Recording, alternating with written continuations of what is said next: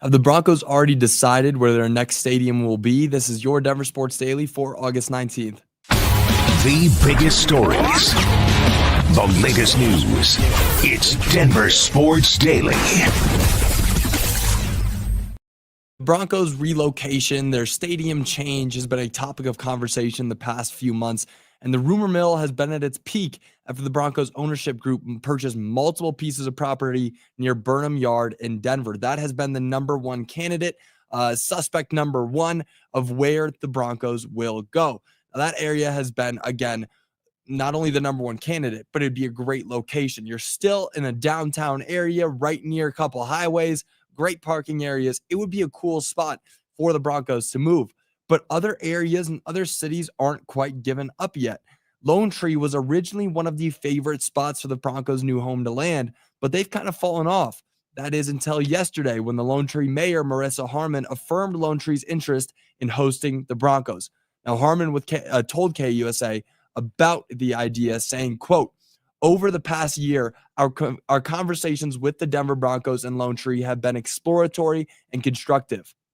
The team's vision, an activated year-round designation integrated with transit, walkable streets, and first-class mobility, aligns with the long-standing plan for the Lone Tree City Center near I-25 and E-470, envisioned with employment centers, shopping areas, restaurants, hotels, an array of housing, parks, plazas. The Lone Tree City Center is proposed to be Metro Denver's next large-scale, vibrant downtown."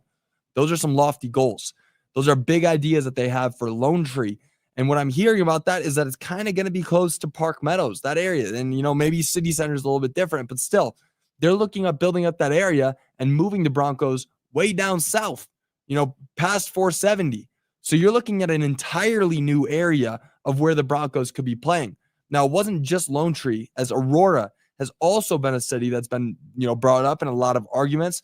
The Broncos Stadium, in my opinion, would be incredible out there near DIA. They would have the creative ability to be as large as they wanted.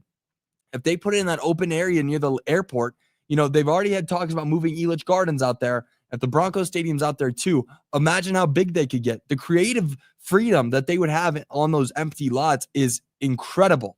But if Lone Tree really is a spot that wants to, a city that wants this team there, that would be fun to see. I wouldn't be opposed to going to Lone Tree to see Broncos games. I mean, it's further south. Traffic's going to be garbage getting down to that area, but it's not a bad idea. Now, moving on, the Avalanche signed Alex Gagny to a 2-year deal.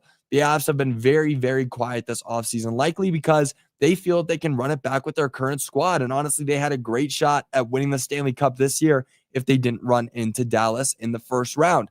And they still brought that team to 7. And had they not given up a third period hat trick to Mikko Rantanen, we could be talking about the Avs having a Stanley Cup this season. Now, nonetheless, it didn't happen. So whatever, get over it. I'm talking to myself there. I got to get over it. But the Avs went out and signed 23-year-old defenseman Alex Gagny to a 2-year deal. Now, Gagny was drafted in the 6th round of the 2021 draft to the Tampa Bay Lightning.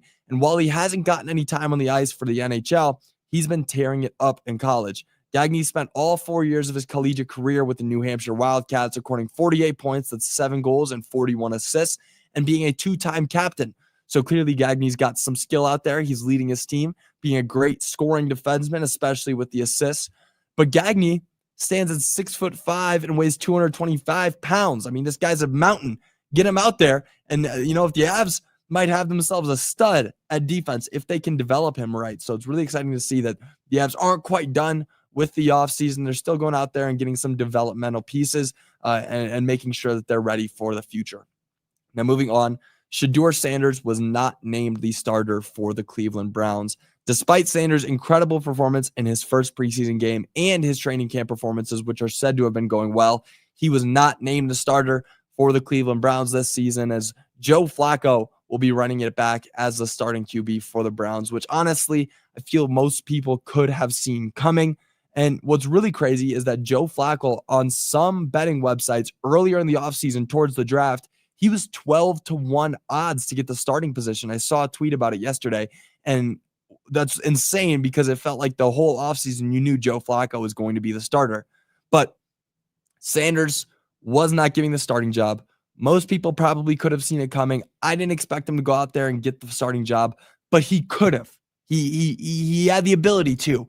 He has the upside to be a starter in this league, and definitely the upside and brings probably the most talent on that Browns QB room. At least this guy is easily the best QB in my opinion in that room. Joe Flacco, of course, Super Bowl winning quarterback, but very, very bottom half of his career for Joe Flacco right now. I mean, he's running it with the Browns. I mean, how much worse can it get?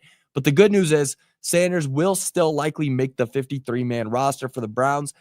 There was a bit of uncertainty as Shedeur Sanders and Dillon Gabriel battled in preseason and those kinds of matchups. There was uncertainty that Shedeur would end up making the roster, but it's likely that he will, as Adam Schefter spoke on the Browns and Shedeur, saying, quote, even though they named their starter today, they haven't named their backup. I expect them to carry 4 quarterbacks on the final 53-man roster. They're going to keep both rookies, Shedeur Sanders and Dillon Gabriel, back to the quote, and Flacco. So we're really talking about Kenny Pickett. I expect he makes a roster because quarterbacks are currency.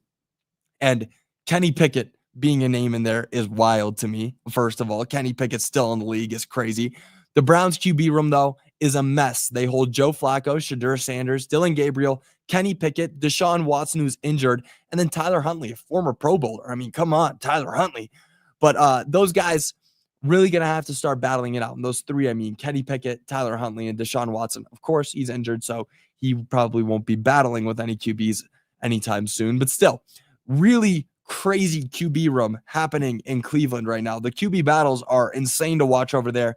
And Shedeur Sanders is the best QB in that room. And I can't see anybody disagreeing with that. I mean, what he did in college was incredible. And what he did in his first preseason game was just as incredible.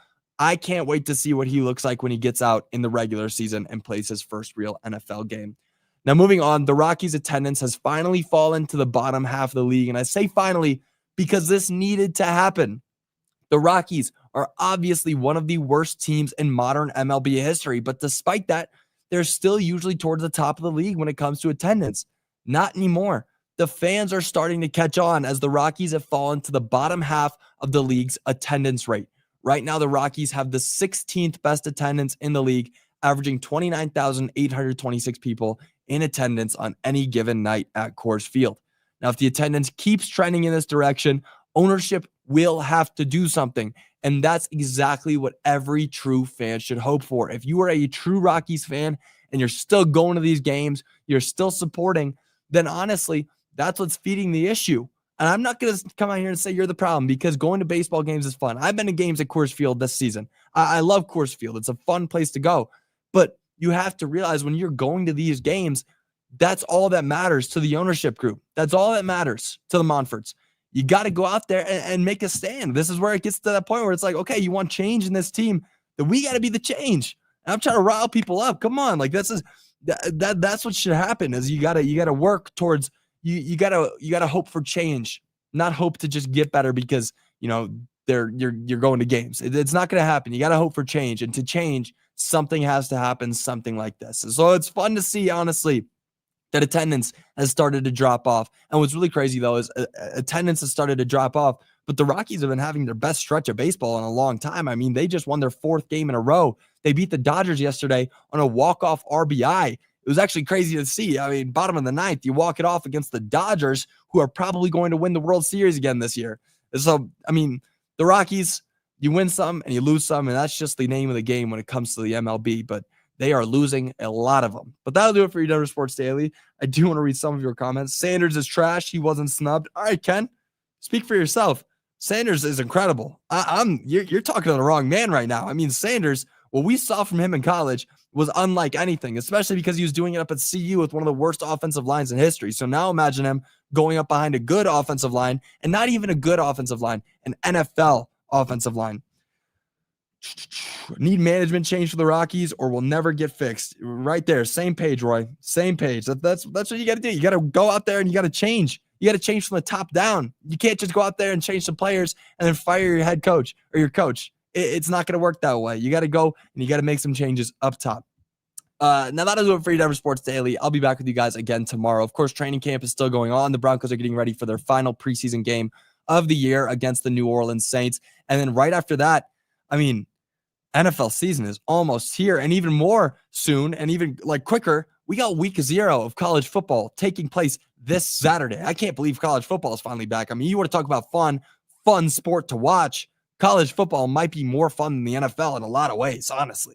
So definitely very exciting. A great weekend coming forward. And I can't wait to be back with you guys talking all about it tomorrow. But until then, y'all have a great rest of your day, and I will see you all later. Bye, y'all.